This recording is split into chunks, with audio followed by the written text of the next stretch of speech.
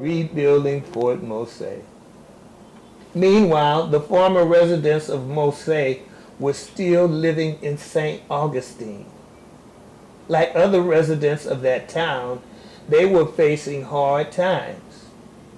3 years before Menendez's return, Melchor de Navarrete had succeeded Manuel de Montiano as the governor of Florida.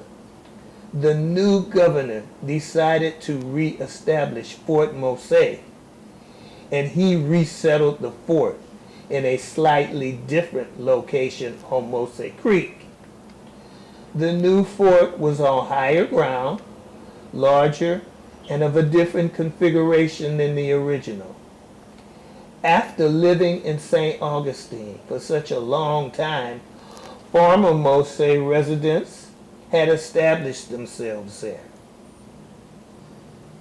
Some were working at a variety of jobs in town, while others helped forage for food for the townspeople. In spring, some rounded up wild cattle for beef and wild horses for the cavalry. Even so, St. Augustine had a larger population than it could feed. The few food supplies that the Spanish sent from Havana were targets for British corsair raids and were often spoiled if they did not reach St. Augustine. The Cuban reinforcements sent earlier had remained in the town, and they and new arrivals from slavery in South Carolina added to the population. The next governor was interim governor Fulgencio Garcia de Solis.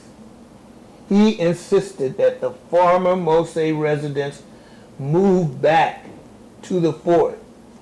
Many of the former residents felt they were being unfairly evicted. They believed that any truly free people should be able to live wherever they wished. They also knew that the Spanish thought that anyone who lived outside the city walls was less cultivated and somehow inferior to the city dwellers.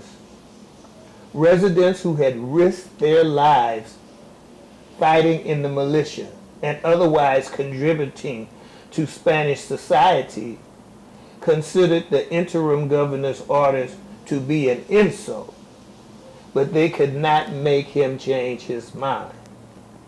Menendez resumed his leadership position as captain of the Free Militia and chief of the new Mose. The residents built a church and house for the priests. Juan Jose de Solana inside the fort and 23 houses outside the fort for themselves. In 1759, Father Solana conducted a census of the community. This census provided valuable details about the population of Fort Mose. However, it was not possible to know exactly ages of adults who had been enslaved and for whom there were no previous records. Although residents of Mose had converted to Catholicism, they maintained some of the religious practices that had been meaningful to them in Africa. Like Africans in Cuba, they probably celebrated Catholic feast days wearing African attire and playing African music and instruments.